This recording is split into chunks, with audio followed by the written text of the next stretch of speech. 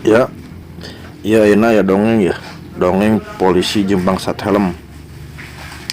Caritana ya di pasar, jam genep isuk-isuk keur mebojohna atuh jelema keur ka palasar euy.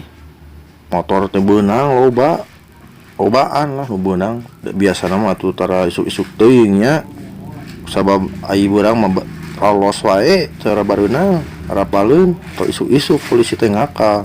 Tapi mah polisina lain polisi Indonesia, ieu mah polisi negara capruk.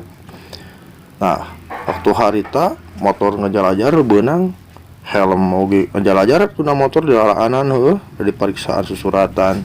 Aya nu ngaranna bangsat insting ningali helm ngajajar loba aralus seniat bangsat helm. Anu ngajaga teh polisi teh anu newakan jeung ngajaga bisa anu lolos di tukang seurang. Nah, ieu si bangsat kedewek kana helm. Lumpat tah acirieun ku polisi nu hiji deui nu ngajaga kelumpat teh. "Hei, kamu kenapa lari?" Cenah. Tengah gebeg euy si bangsat teh. Gebeg. Belentrang ningang dengar teh kana tihang wakat kurewas. Beunang atuh ku polisi teh. "Kenapa kamu lari?" Cenah.